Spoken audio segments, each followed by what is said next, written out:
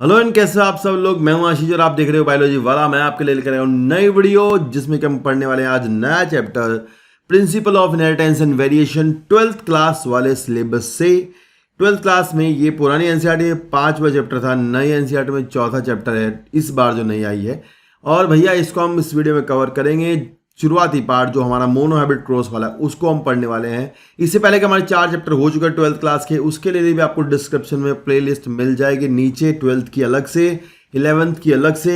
11th में हमारा structural organisation वाला चैप्टर चल रहा है। लगातार आप चैनल पर बने रहना, आपको नीट की तैयारी यहाँ कराई जा रही है और ऐसा आपको कोई नहीं पढ़ाएगा, ये मैं गारंटी देता हूँ। पूरा यूट्यूब छान मारोगे तो ऐसा नहीं मिलेगा। अगर आप लगातार मेरे साथ बने रहे तो आपका सिलेक्शन कोई नहीं रोक सकता, इस बात की गारंटी है। ठीक है ना बात। और आपको लगातार यहाँ पर कुछ और शॉर्ट वीडियोस कॉन्सेप्चुअल क्लैरिटी के लिए भी मिलती रहेंगी। साथ ही साथ इस वीडियो में आपको पूरा पढ़ाया जाएगा, लिटरली ये भी बताया जाएगा पेपर में कहाँ से आता है सवाल, क्या पूछता है नीट, कहाँ से एनसीईआरटी से पूछा जाता है, और जो कॉन्सेप्चुअल चीज़ें वो भी समझाई जाएंगी। ठीक है ना बात। तो चलिए करते हैं आज की वीडियो शुरू, ज़्यादा बातें नहीं करते हैं। ये है हमारा आज का पहला टॉपिक। देखिए भाई, चैप्टर का नाम है principle of inheritance and variation. लिखा है शुरुआत में कि have you ever wondered why an elephant always gives birth only to a baby elephant and not some other animal. तो भैया क्रोमोसोम की बात होती होगी ना, कुछ ऐसा होगा। और why a mango seed form only a mango plant and not any other plant given that they do are the offspring identical to the parents or do they show differences in some of their characteristics. Have you ever wondered why sibling आपको पता है monozygotic twins होते हैं जो कि आपके एक ही zygote के डिवाइड होने से बनते होते हैं। तो आपको पता होगा वे बिल्कुल जो मतलब मोनोजाइगोटिक जो होंगे वो आपके आइडेंटिकल ट्विंस होंगे एक्चुअली। ठीक है ना बात। चलो, तो यहाँ लिखा है कि और do they show difference in some of their characteristics. Have you ever wondered why siblings sometime look so similar to each other और समटाइम इवन सो डिफरेंट। तो अगर डाइजाइगोटिक ट्विंस होंगे तो अलग अलग होंगे, मोनोजाइगोटिक होंगे तो एक जैसे होंगे। ठीक है ना बात। चलो, फिर लिखा है these and several related questions are deal with scientifically in a branch of biology known as genetics। तो उस ब्रांच को बायोलॉजी की जेनेटिक्स कहते हैं जिसके अंदर आप ये सब पढ़ने वाले हो। कैसे कैरेक्टर्स जो है वो एक जनरेशन से अगली जनरेशन में जाते हैं, कैसे हम अपने माता पिता से थोड़ा अलग होते हैं, कैसे कुछ ऑर्गेनिज्म बिल्कुल सिमिलर होते हैं, ये वाली चीज़ें यहाँ पर डिस्कस करेंगे। यहाँ लिखा है this subject deal with the inheritance. तो भैया सुनो, deals with the inheritance and as well as the variation of characters and from parents to off से। दो बातें यहाँ पढ़ेंगे, इनहेरिटेंस पढ़ने वाले हैं और एक चीज़ होती है वेरिएशंस। ठीक है ना, उसके बारे में जरा सी बात कर लेंगे अभी। ठीक है, inheritance is the process by विच। तो यार ये सवाल है, पहला सवाल एनसीईआरटी से इस चैप्टर से जो पेपर में आएगा, ये पूछा जाएगा इनहेरिटेंस क्या होता है। तो भैया हेरिडिटी और इनहेरिटेंस में बच्चे जो है कन्फ्यूज हो जाते हैं। आपको बता दूँ, हेरिडिटी जो होती है वो होती है कैरेक्टर्स का एक जनरेशन से दूसरी जनरेशन में जाना, पर वो जिस प्रोसेस के थ्रू जाते हैं उस प्रोसेस को कहते हैं इनहेरिटेंस। क्लियर है। लिखा है inheritance is the process by which characters are passed on from parents to progeny. It is the basis of heredity. Variation, तो ये भी सवाल है, 2 क्वेश्चन हो गए यहाँ पे ना। एक तो ये हो गया, एक तो आप प्रोसेस वाले वर्ड पे मार्क करो, ये सवाल आएगा पेपर में, पूछेंगे कि इनहेरिटेंस क्या है, इट इज़ अ प्रोसेस। और जो आपका ये हेरिडिटी है इसका बेसिस भी क्या है, इनहेरिटेंस ही होगा। ठीक है ना। दूसरा केस है variation is a degree by which the progeny differ from their parents. Variation वो डिग्री है जिससे कि प्रोजेनी अपने पेरेंट्स से अलग दिखाई देते हैं। ठीक है ना। तो यहाँ पर जरा सा वेरिएशन के बारे में 2 बातें मैंने नोट किया, आप एक बार ध्यान से देखो। यहाँ लिखा है मैंने हेरिडिटी जो होती है वो ट्रांसमिशन ऑफ जेनेटिक कैरेक्टर्स होता है, इनहेरिटेंस जो है प्रोसेस होता है, और वेरिएशन में देखो 2 केसेस होते हैं। एक तो जो होता है सोमैटिक वेरिएशंस होते हैं। सोमैटिक वेरिएशन का मतलब होता है कि मान लो आपकी बॉडी सेल्स में कहीं इस जगह पर मान लो कोई वेरिएशन हो जाए और उस वेरिएशन के बाद आपको यहाँ कोई चेंज हो जाए, तो वो चेंज आपकी संतानों को आगे भेजा नहीं जाएगा, ये आपको क्लियरली पता है। एक होते हैं आपके जर्मिनल वेरिएशंस। अगर आपकी जर्म सेल्स जो कि आपकी गैमेट बनाने वाली सेल्स होती हैं, और गैमेट बनाने वाली सेल्स के अंदर अगर मान लो वहाँ वेरिएशन होता है तो भैया वो आपका 2 तरह से हो सकता है, या तो कॉन्टीन्यूअस हो सकता है या फिर डिसकॉन्टीन्यूअस। अगर कॉन्टीन्यूअस है, लगातार हल्का हल्का वेरिएशन, हल्का हल्का चेंज आ रहा है, तो वो मियोसिस की वजह से होता है। जब गैमेट बनते हैं तो मियोसिस होती है और वहाँ आपको पता है क्रॉसिंग ओवर होता है, उसी की वजह से आपका हल्का हल्का चेंज पैदा होता है। डिसकॉन्टीन्यूअस वेरिएशंस होते हैं म्यूटेशन के द्वारा, क्योंकि म्यूटेशन आपको पता है सीधा सीधा डायरेक्ट जो है वो एक सडन ऐसा चेंज होता है जो कि आपके जीन को फंक्शन को बदल देता है। तो दो तरीके से हो सकता है वेरिएशन, और उसी के आधार पर अपन जो है थोड़े बहुत चेंज हो सकते हैं अपने पेरेंट्स से। समझ आई ना बात? तो इसी तरह से नई नई स्पीसीज बनती हैं, वो भी इसी तरह से बनती है। लगातार जो है वो आपके वेरिएशन आते रहते हैं, हल्के हल्के हल्के हल्के, फिर धीरे धीरे एक बड़ा चेंज उभर के सामने आता है। तो अब उसे हम कहते हैं कि भैया ये एक नई स्पीसीज है। ठीक है ना बात? तो चलिए आगे बढ़ते हैं, 2 लाइन और। यहाँ लिखा है human knew from as early as 8000 to 1000 BC and that one of the cause of variation was hidden in sexual reproduction। तो लोगों को ये पहले से पता था कि जो वेरिएशंस हैं उनका जो मुख्य कारण है वो कहीं ना कहीं सेक्सुअल रिप्रोडक्शन है। लेकिन अगर जहाँ पे देखोगे ए सेक्सुअल रिप्रोडक्शन अगर आप देखोगे तो वहाँ पर आपको ज़्यादा कैरेक्टर्स का चेंज देखने को नहीं मिलेगा। सेक्सुअल में आपको ज़्यादा देखने को मिलता है, मतलब परिवर्तन आ जाता है। आगे लिखा है they exploited the variation that were naturally present in the wild population. अब यहाँ कुछ बातें ध्यान से पढ़ने की हैं। यहाँ लिखा है दे एक्सप्लॉइटेड, मतलब उनकी बात करें जो पहले करते थे, मतलब पहले जो लोग क्रॉसिंग कराते थे उनकी बात हो रही है। दे exploit the variations that were naturally present in the wild population. यानी वाइल्ड का मतलब होता है ओरिजिनल पॉपुलेशन जो होती है, जिस पॉपुलेशन में जैसे मान लो भिंडी का एक पेड़ है, उसमें भिंडी बहुत ज़्यादा आती हैं और उस पर डिजीज़ भी लगती है। ठीक है ना? तो दो बातें हुई, डिजीज़ ज़्यादा भी होती है और भिंडी भी ज़्यादा आती है। और मान लो एक और पेड़ है भिंडी का, तो उस पर क्या होती है, भिंडियाँ कम लगती हैं और डिजीज़ नहीं होती। तो उन लोगों ने क्या किया, सेक्सुअल रिप्रोडक्शन करा करके, आपको पता ही है क्लासिकल हाइब्रिडाइजेशन करा करा के एक ऐसा प्लांट बनाने की कोशिश की है जिसमें भिंडी भी ज़्यादा आएंगी और डिजीज़ भी नहीं होगी। ठीक है ना? तो ये इस तरह की बात हो रही है यहाँ पे। And of plant and animal to selectively breed. फिर उन्होंने क्या किया, उन अच्छे कैरेक्टर्स को लेकर के, फिर उन मतलब अच्छे दो पेरेंट्स लिए, प्रोजेनी जो पेरेंट्स लिए उनको जो है, मतलब जिसमें उन्होंने अच्छे कैरेक्टर्स को ढूंढा और फिर उनको आपस में क्रॉस कराया, ब्रीड कराया। And the select for organism that pass desirable characters to their progeny. Desirable का मतलब यही है कि भिंडी ऐसी बन जाए कि इसमें डिजीज भी ना हो और उसके अंदर भिंडियाँ भी ज़्यादा आएँ। ठीक है ना बात? लिखा है for example through artificial selection. फिर उसमें से अच्छों को छांट लो, जो अच्छे छांटोगे फिर उनको आगे से ब्रीड कराओ। इस तरह से लगातार आज की तारीख तक जो है ये मुख्य आधार रहा है सेक्सुअल रिप्रोडक्शन वेरिएशन का। ठीक है ना? फिर लिखा है domestication from ancestral stock with wild cows we have well known. ये सवाल यहाँ से बन सकता है, we have well known Indian breed Sahiwal cow in Punjab. तो मेरे को लगता है ये सवाल यहाँ से पूछा जा सकता है कि साहिवाल काउ कहाँ होती है, तो पंजाब होता है। जैसे गिर जो है वो गुजरात में होती है, तो इस तरह से साहिवाल जो है वो पंजाब के है। तो यहाँ से क्वेश्चन आ सकता है, we must however recognise that though our ancestor knew about the inheritance of characters and variation, they had very little idea about the scientific basis of these phenomena। तो उनको नहीं पता था इसका साइंटिफिक बेसिस क्या है, पर फिर भी उनको पता था कि कहीं ना कहीं सेक्सुअल रिप्रोडक्शन में ही इसका मुख्य कारण छुपा हुआ है। तो अभी अपन क्या करते हैं, थोड़ा बहुत बेसिक्स के बारे में बात करेंगे, हल्की फुल्की जानकारी लेंगे, फिर हम चैप्टर में आगे बढ़े। ठीक है ना? चलिए देखो यहाँ पर पढ़ते हैं कुछ बातों को, ये आपको नोट करनी है क्योंकि पेपर में आ सकती हैं और कहीं ना कहीं आपको एग्जाम में देखने को मिल जाएंगी। तो आप नोट कर लें, फटाफट से स्क्रीनशॉट ले लें, मैं रिवाइज करा देता हूँ। अगर पूछेंगे कोई जो जेनेटिक्स टर्म किसने दिया, तो आप बताओगे डब्ल्यू बेटसन। बच्चे इसमें मेंडल का नाम ले देते हैं, जो कि सरासर गलत है। आपको नोट करना है फादर ऑफ जेनेटिक्स कौन है, तो आप जानोगे ग्रेगर जॉन मेंडल है। Father of modern genetics W Bateson है। और फादर ऑफ एक्सपेरिमेंटल जेनेटिक्स हैं टी.एच. मॉर्गन। और फादर ऑफ ह्यूमन जेनेटिक्स हैं ए. गैडर्ड। तो भैया ध्यान रखना, कुछ सवाल कभी कभी इसमें से आ जाते हैं, लगातार आपको पेपर में मिलेंगे। आप यहाँ से स्क्रीनशॉट ले लें, अपनी किताबें बाद में नोट कर लेना। क्लियर है बात? चलिए आगे देखते हैं। हमने यहाँ पर कुछ और बात बतानी है थोड़ी सी आपको, जो कि आपको समझनी पड़ेगी। मेरे को यहाँ पे पहले समझाना होगा आपको कि जीन एलील क्या होता है, क्योंकि यार उसी पर ये चैप्टर टिका हुआ है। अगर जिनको नहीं पता होगा तो उनके लिए प्रॉब्लम हो जाएगी। तो पहले हम जीन पर बात करते हैं हल्की सी, फिर हम एलील पर बात करते हैं, फिर हम आगे चलेंगे। देखो यार ऐसा होता है, मान लो मान लेते हैं हम ये एक पहले जीन बताते हैं क्या होता है। मान लो ये डीएनए है, ये यहाँ से यहाँ तक का मान लो एक डीएनए का सेगमेंट है। और डीएनए के सेगमेंट में आपको पता है डीएनए किसका बना होता है, पॉलीन्यूक्लियोटाइड की चेन होती है, ATGC TC ATGC, इस तरह से एक कोडिंग सीक्वेंस होती है।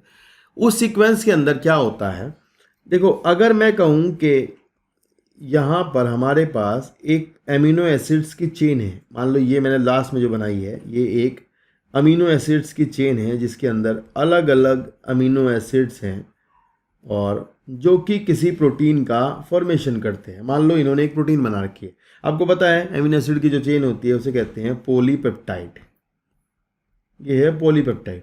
तो आपको ये बताएं, आपको बताते हैं कि 9th क्लास में एक एनसीईआरटी में लिखा हुआ था कि भाई ribosome are the protein factory. तो मतलब ये बात है कि प्रोटीन जो है वो राइबोसोम के पास जाकर के बनती होगी, सीधी बात ये है। अब मान लो इसे पहला एमिनो एसिड है, दूसरा एमिनो एसिड है, तीसरा एमिनो एसिड है, चौथा एमिनो एसिड है, पांचवा एमिनो एसिड, ये कैसे लगे होंगे, ये बात कैसे आई होगी बाहर कि पहला एमिनो एसिड वेलिन है, दूसरा एलेनिन है, तीसरा ल्यूसिन है, फिर लाइसिन है, ट्रिप्टोफैन है। क्योंकि पॉलीपेप्टाइड चेन जो होती है 11th क्लास में बायोमोलिक्यूल चैप्टर में दिया गया है वहां पर कि भैया पॉलीपेप्टाइड कभी भी होमोपॉलीमर नहीं होता, कभी भी पॉलीपेप्टाइड ऐसा नहीं होता ग्लाइसिन ग्लाइसिन ग्लाइसिन ग्लाइसिन, ऐसा नहीं होता, अलग अलग होते। तो भैया ये किसी प्रोटीन की चेन में कौन सा अमीनो एसिड किस जगह पर लगेगा, इस बात की सूचना कहाँ लिखी होती होगी, ये क्वेश्चन है। तो इस बात की जो इन्फॉर्मेशन होती है कि फलानी जो प्रोटीन है जो भी कोई होगी उस प्रोटीन में कहाँ कौन सा अमीनो एसिड लगना है, इस बात की सूचना आपकी डीएनए के स्ट्रैंड के पास होती है। डीएनए का एक सेगमेंट होता है उसके पास होती है, और वो डीएनए का सेगमेंट उस इंफॉर्मेशन को डायरेक्टली राइबोसोम के पास ना जा करके खुद से अपने दोस्त को भेजता है। उसका दोस्त है mRNA, that means messenger RNA. जैसे राजा का एक दूत होता है, इसी तरह से ये एक दूत है, मतलब जो सूचना को लेकर के जाएगा। एंड सूचना किस बात की है कि किसी प्रोटीन के अंदर कौन सा एमिनो एसिड कहाँ लगने वाला है। तो वो डीएनए के अंदर सूचना थी, उसने मैसेंजर आरएनए बनाया। ट्रांसक्रिप्शन कहते हैं इस प्रोसेस को। यहाँ पर ट्रांसक्रिप्शन हुआ और ट्रांसक्रिप्शन के बाद एमआरएनए बना, फिर इसकी सूचना को जो है ट्रांसलेट किया गया, ट्रांसलेशन हुआ और फाइनली प्रोटीन बनी, पॉलीपेप्टाइड चेन बना। तो ये जो सेगमेंट है जिसके अंदर इंफॉर्मेशन है इसे कहते हैं जीन। क्या कहते हैं? जीन कहते हैं। समझ आई ना जीन क्या है? तो gene is a segment of DNA which have the information regarding to the polypeptide chain and which amino acid will present in that particular polypeptide chain. ये वाली बात जहाँ पर छुपी होगी वो जीन होता है। अब अगर हम बात करते हैं जीन की, तो मान लो ये आपका एक होमोलोगस पेयर ऑफ क्रोमोसोम है। मैं बता दूं आपको, आपके अंदर जैसे ह्यूमन बीइंग में 23 पेयर होते हैं, तो यहाँ पर हम पहला पेयर अगर हम मान लें कि हम फर्स्ट पेयर पर बात कर रहे हैं, तो it is an homologous pair of chromosome. क्या है ये एक होमोलोगस पेयर ऑफ क्रोमोसोम है। इस होमोलोगस पेयर ऑफ क्रोमोसोम पर हम बात करें, मान लो ये पहला पेयर है आपका ह्यूमन बीइंग का, फर्स्ट पेयर मान लो उसको है। तो यार इस फर्स्ट पेयर पर मैं कर निशान लगाता हूँ, यहाँ पर एक जीन है, यहाँ पर एक जीन है, ठीक है। There are some positions, there are some locations over the chromosome at which the genes are present. पूरा डीएनए जीन नहीं होता भाई, पूरा डीएनए जीन नहीं होता, मतलब पूरा जो क्रोमोसोम में पाया जाने वाला डीएनए है वो जीन नहीं है। जीन तो मतलब उसका बहुत कम हिस्सा होता है। जैसे मान लो एक रस्सी है, इस रस्सी का ये हिस्सा जीन है, ये हिस्सा जीन नहीं है, ये हिस्सा जीन है, ये नहीं है, ऐसे। तो मतलब अगर ये क्रोमोसोम डीएनए और प्रोटीनों के मिलकर बने होते हैं, तो इस पर मैंने जहाँ निशान लगाया है, it is a particular location, the location is called as locus. Location पर, इस लोकेशन पर मान लो हम 5वीं लोकेशन पर, 5 लोकस पर एक जीन है, यहां पर मान लो कोई जीन है, and that is controlling the height. वो क्या कंट्रोल करता है? Height of the plant. यहां पर एक जीन है जो हाइट ऑफ द प्लांट को कंट्रोल करता है। अब कैसे कंट्रोल करता होगा? मान लो ये जीन है, ये जीन बनाता होगा एक प्रोटीन पॉलीपेप्टाइड, और ये प्रोटीन एक एंजाइम है, जो एंजाइम आपका हाइट बढ़ाने में मदद करता है, ऐसे मान लेते हैं। समझ आई ना बात? या फिर ये हाइट का हार्मोन बनवाता होगा, ये मान लेते हैं। तो समझ रहे हो? तो इसका मतलब तो सीधा सीधा ये हुआ कि जीन कैरेक्टर को कंट्रोल करती होती होगी। तो जीन जब किसी कैरेक्टर को कंट्रोल करती होती है, अगर हम यहाँ लिख दें कि ये हाइट का जीन है, मैं कह रहा हूँ किसी क्रोमोसोम पर 5वें लोकस पर हाइट का जीन है, 5वें लोकस पर हाइट का जीन है, तो भैया बराबर वाला जो होमोलोगस पेयर है ना, बराबर वाले पर भी हाइट का ही जीन होगा। यहाँ भी किसका जीन होगा? हाइट का ही जीन होगा। At the same position on the both homologous pair of chromosome same gene is present for the same character. एक ही लक्षण के लिए एक ही तरह का जीन पाया जाता है यहाँ पर, इसे कहते हैं आप होमोलोगस पेयर ऑफ क्रोमोसोम पर पाए जाने वाली जीन। और लोकेशन, लोकस आपको समझ आई होगी ना क्या बात है। फिर हम बात करते हैं, अगर ये दोनों ही जीन, मान लो यहाँ भी वाला यहाँ वाला भी, बोथ आर फंक्शनल, लाइक ये भी फंक्शनल है, means to say that it is working. अब वर्किंग जीन, अगर मैं कह रहा हूँ जीन इज फंक्शनल है ना, अगर मैं कह रहा हूँ जीन फंक्शनल है, तो आप समझ जाना आगे से कि जीन फंक्शनल है तो मतलब वो प्रोटीन बना रही है। क्लियर है? जीन अगर फंक्शनल है तो क्या बना रही है? प्रोटीन बना रही है। समझ आई ना बात? तो यहाँ वही बात है, जीन फंक्शनल है, दोनों जीन फंक्शनल हैं। अगर मैं दोनों जीन फंक्शनल कहूँ तो हम 10th क्लास में पढ़ा था, तो हम यहाँ कैपिटल टी लेते हैं। क्लियर है ना बात? दैट मीन्स ये भी फंक्शनल है और ये भी फंक्शनल है। तो हम ये कंडीशन है हमारी होमोजाइगस।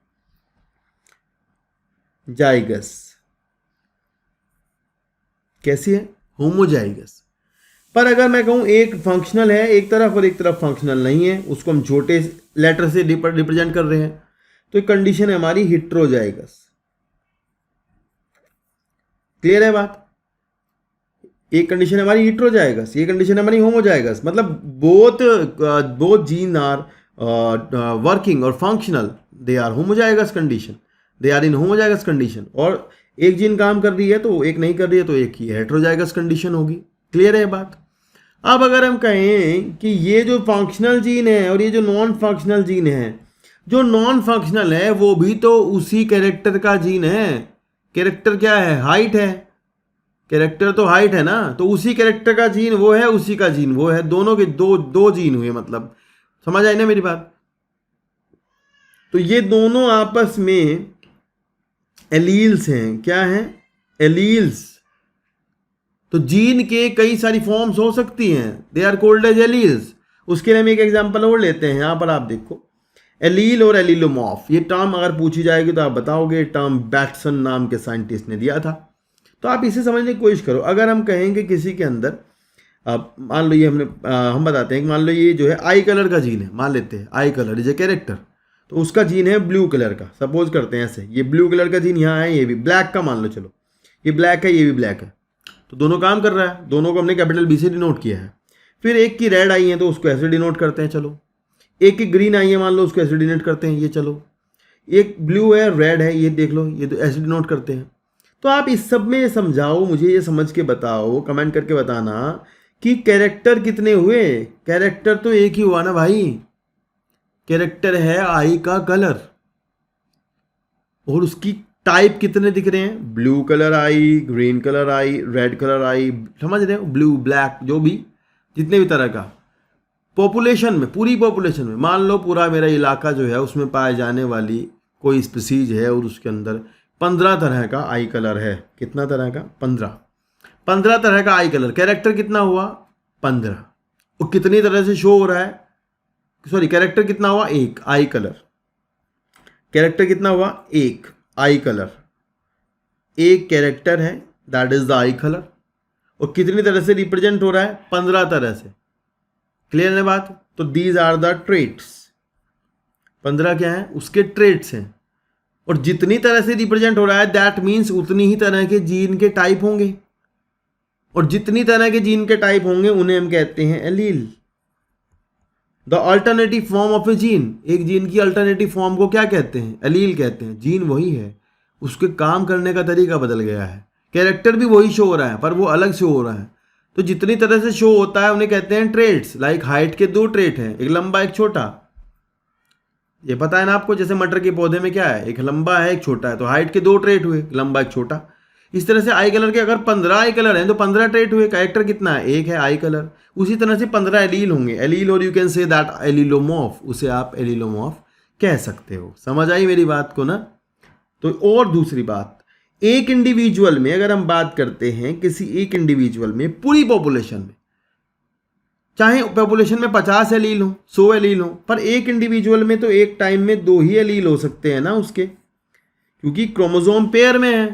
पेयर वाले क्रोमोसोम में एक एलील यहाँ होगा, एक यहाँ होगा, whether it is a b और इट इज BR और it is BG, whatever it is. या तो ये हेट्रोजाइगस होगा या फिर होमोजाइगस होगा, और उसमें भी भैया कुछ भी हो सकता है ना, मतलब। लेकिन एक टाइम पर पॉपुलेशन में पाए जाने वाली किसी भी स्पीसीज के किसी सदस्य के अंदर एक समय पर 2 ही एलील मौजूद होंगे। क्लियर है ना ये बात? ये भी बात आपको ध्यान रखनी है, ठीक है ना? तो मैंने आपको समझाया जीन क्या होता है, एलील क्या होता है। अगर आपको नहीं समझ आया तो एक बार और ध्यान से पीछे करके सुनना वीडियो को। ये जरूर समझना, बहुत जरूरी बात है कि आपको हेट्रोजाइगस, होमोजाइगस, होमोलोगस क्रोमोसोम से पता हो, लोकेशन पता हो, लोकस क्या है, एलील क्या है, एलीलोमॉर्फ क्या है। समझ आई ना बात? चलिए एक आधी बात छोटी छोटी और कर लेते हैं। यहाँ पर हमने कुछ लिखा हुआ है, यहाँ लिखा हुआ है कि मैंने जैसे करेक्टर है हाइट का जीन, तो इसको particular portion of the chromosome representing a single gene. तो ये भी बात है कि क्रोमोसोम का एक पोर्शन जो होता है वो एक जीन को रिप्रेजेंट करता होता है, ठीक है, ये कोई बात नहीं है। अभी अपने एक और बात बताते हैं, छोटी सी बस। एक वाइल्ड शब्द यहाँ पर आया था, वाइल्ड टाइप। अगर आपको कहीं पर ये लिखा मिलता है वाइल्ड टाइप, तो आप अभी समझ जाएंगे कि the gene that is naturally present in a population, किसी पॉपुलेशन में जो कैरेक्टर नेचुरली प्रेजेंट है वो आपका क्या है, वाइल्ड टाइप होता है। तो हमने कहा कि इसका, अभी हम पढ़ेंगे, मान लो इसका क्रॉस वाइल्ड टाइप से कराने पर, मतलब ओरिजिनल से कराने पर, समझ, वाइल्ड टाइप, जंगली ना समझ लेना, मतलब ओरिजिनल टाइप्स, ओरिजिनल से कराने पर, समझ रहे हो। तो पॉपुलेशन में पहले क्या होता होगा, पहले कोई कैरेक्टर ओरिजिनली जो प्रेजेंट होता होगा एक होता होगा, फिर धीरे धीरे वेरिएशंस होते होंगे, म्यूटेशन होता होगा, चेंज होता होगा, धीरे चेंज होता होगा, क्रॉसिंग ओवर होता होगा, उसकी वजह से किसी पॉपुलेशन में उसके कैरेक्टर के अल्टरनेट्स पैदा होते हैं। शुरू से ही अल्टरनेटिव नहीं होते, शुरू से ही एक जीन के बहुत सारे एलील नहीं होते। ओरिजिनल टाइप होता है, उसे कहते हैं वाइल्ड टाइप। बाद में धीरे धीरे वाइल्ड टाइप जो है वो कन्वर्ट होकर के, मतलब उसी में से नए बनते हैं, वो कहलाते हैं एलील। वाइल्ड टाइप में ही म्यूटेशन होने से, डीएनए में परिवर्तन होने से किसी भी तरह से नए एलील पैदा होते हैं। तो समझना, वाइल्ड टाइप अगर कोई बोल रहा है तो आप समझ जाना ओरिजिनल से बात हो रही है। क्लियर है बात? चलिए, तो ये कुछ बेसिक बातें थी जो बतानी थी, जो चैप्टर में काम आने वाली है। वैसे तो बहुत कुछ होता है, उस पर हम बाद में कभी बात कर लेंगे। तो आगे देखते हैं। अब यहाँ थोड़ा बहुत बात है भैया, मेंडल के बारे में एक दो बात लिखी हुई है। मैं बता दूं, मेंडल जो है वो आपके ऑस्ट्रिया में ब्रून जो सोसाइटी है वहाँ पर थे, ऑस्ट्रिया के अंदर। वहाँ मेंडल ने जो है अपना एक काम किया था। मेंडल ने मटर के पौधे पर काम किया था जिसका नाम था पाइजन सटाइवम, उस पर हम बात कर लेंगे, आगे आएगा।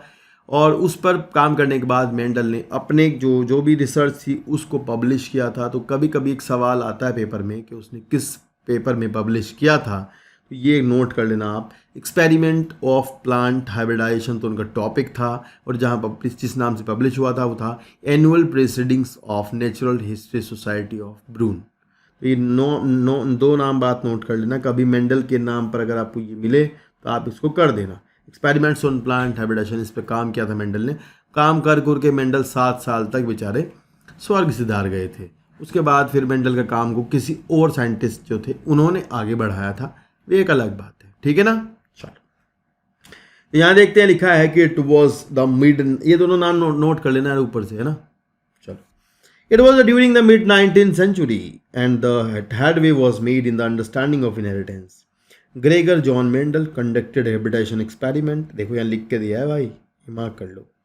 एंड ऑन गार्डन पी है भाई, ये जो है स्वीट पी वगैरह नहीं है, गार्डन पी है, तो इसका नाम है पाइजम सटाइवम। ठीक है, और ये ईयर जो है 2019 या 2020 में नीट में आया था, देख लेना, दोबारा तो नहीं आएगा, पर ये आया था, पूछा था कब से कब तक मेंडल ने काम किया। And proposed the laws of inheritance in living organism. During Mendel's investigations into inheritance pattern, it was for the first time that statistical analysis and mathematical logic were applied. क्योंकि यार देखो, Mendel was an mathematician, Mendel एक mathematician थे, उनका biology से लेना देना नहीं था, तो उन्होंने अपना जो मैथ था उसको इसमें घुसाया। फिर लिखा है to apply to problem in biology. His experiments had a large sampling size, एक तो उन्होंने बहुत ज़्यादा पेड़ों पर अपना काम किया, अब सैंपल बड़ा था, which gave a greater credibility to the data that he collected, also the confirmation of his inference from experiments on successive generations on his test plant proved that his result pointed to general rule of inheritance rather than being unsubstantiated ideas. लोग जो लगाते थे उसको थोड़ा उन्होंने मतलब neglect किया और अपने कुछ रूल्स बताए। Mendel investigated characters in the garden pea plant that were manifested as two opposite traits. तो मेंडल ने शुरुआत पे काम किया था जिसमें कि मेंडल ने जो पौधा चुना था उस प्लांट में सीधे सीधे मेंडल को 7 तरह के कुछ ऐसे कैरेक्टर्स दिखाई दे रहे थे जो कि सीधे सीधे एक दूसरे के ऑपोजिट थे, मतलब कंट्रास्टिंग पेयर ऑफ कैरेक्टर, लंबा छोटा मोटा पतला, इस तरह से। तो ये बढ़िया हुआ मेंडल के लिए, मतलब यही बढ़िया बात थी कि ताकि मेंडल जो है अपना जो आइडिया है, मतलब अपनी जो सोच है उसको जल्दी से जो है अप्लाई भी कर सकते थे। मतलब देख सकते थे कि लंबे का छोटे से क्रॉस कराने पर क्या मिले हैं, लंबे मिले हैं तो फटाफट से लिख दिया कि लंबे मिले हैं। तो ये वाली बात है।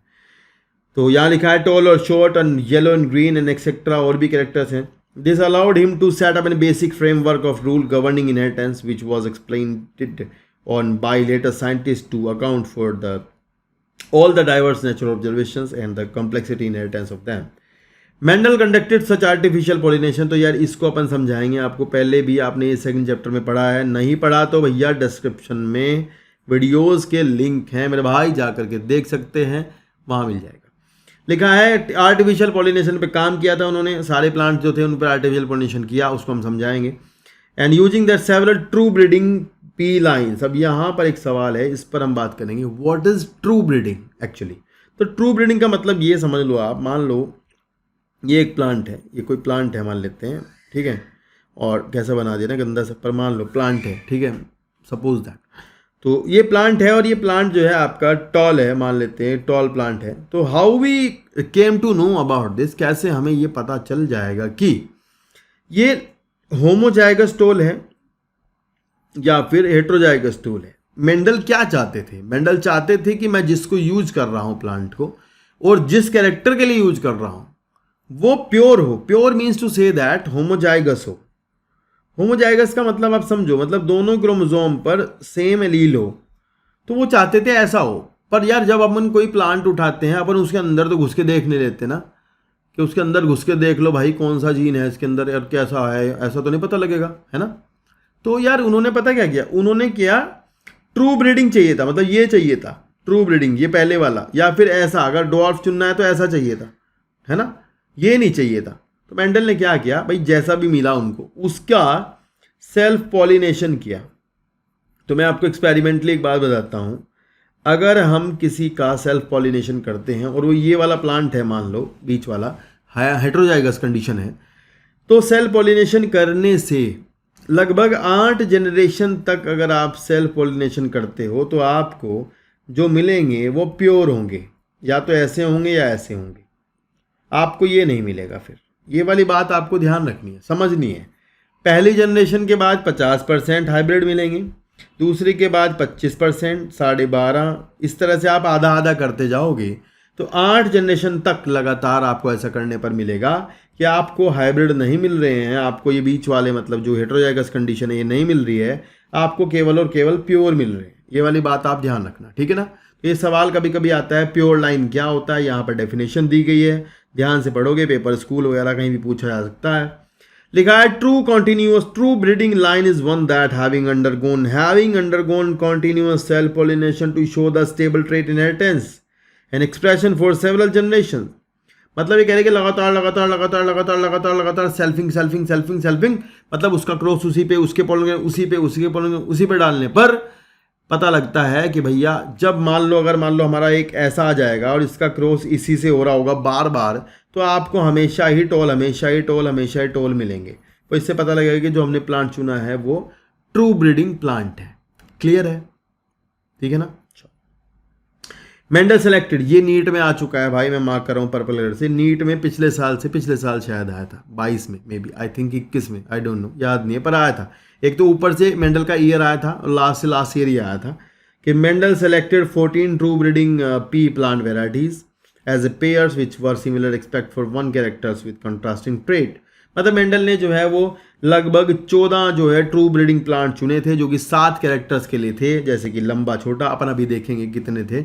7 कैरेक्टर्स को चुना था, उसके लिए कंट्रास्ट था, मतलब इधर से इधर वाले दूसरे प्लांट में, और उनको चुना। तो 14 ट्रू ब्रीडिंग प्लांट उसने अपने एक्सपेरिमेंट के लिए चुने थे जिन पर उसने काम किया था। Some of the contrasting trait selected were smooth और रिंकल्ड सीड, येलो और ग्रीन सीड, इन्फ्लेटेड और कॉन्स्ट्रिक्टेड ग्रीन पोर्ट्स, टॉल और डवार्फ प्लांट। ये वाली बात है, यहाँ पर आपको मिलेगा। मेरे भाई ये फोटो दिखाए हैं, याद करना है प्लीज। ये यही याद नहीं होता बच्चों के, तो मेरे भाई यही नहीं होता याद, ये याद नहीं रहता है, तो ध्यान से याद करना है। Round is a dominant trait, dominant क्या है इस पर बात करेंगे बाद में, पर राउंड रिंकल्ड येलो ग्रीन और वायलेट वाइट और फुल पोर्ड कॉन्स्ट्रिक्टेड पोर्ड, ये याद नहीं रहता बच्चों के। ग्रीन और येलो पोर्ड, और ये वाला सबसे इंपॉर्टेंट मेरे को लगता है ये है कि बच्चों को बिल्कुल नहीं याद रखता कि एक्सियल फ्लावर जो है वो डोमिनेंट होता है और टर्मिनल फ्लावर रिसेसिव होता है। तो प्लीज़ ये है, ये आपको मेरे ख्याल से मैं मानता हूँ ये अच्छे से याद करना आप ज़रूर, फ्लावर पोजीशन में जो कि एक्सियल डोमिनेंट है और टर्मिनल रिसेसिव है। लास्ट है आपका स्टेम की हाइट, टोल और ड्वार्फ। तो 7 कैरेक्टर हैं। अगले पेज पर एक टेबल दी गई है, इस टेबल को ध्यान से पढ़ेंगे हम। इस टेबल में अभी खुल जाए यार, खुल नहीं रही है यार, so sad, it will take time, but खुल गई देखो। तो यार ये पता है क्या, यहाँ टेबल दी गई है, इस टेबल में मैंने एक चीज़ नोट की है, यहाँ पर अगर आप नोट करना चाहते हो तो याद कर लेना कि कौन सा कैरेक्टर का जीन, आज की तारीख में तो पता लग गया ना भाई मेंडल के कैरेक्टर कौन से क्रोमोसोम पर थे। तो अभी क्या है पता लग गया हमें कि पहले पर, चौथे पर, पांचवें पर और सातवें पर 1 4 5 7 क्रोमोसोम नंबर पर मेंडल के द्वारा चुने गए सभी लक्षणों के जो जीन थे वो कहाँ थे, 1 4 5 7 क्रोमोसोम नंबर पर उपस्थित थे। ठीक है ना। तो यार ये याद कर लेना, अगर तुम में हिम्मत है तो सारों का याद कर लेना, वो डिपेंड करता है। ठीक है। एक सवाल स्कूल में पूछते हैं कि मेंडल ने मटर का पौधा क्यों चुना, तो थोड़ी बहुत बात ये नोट कर लेना यहाँ से।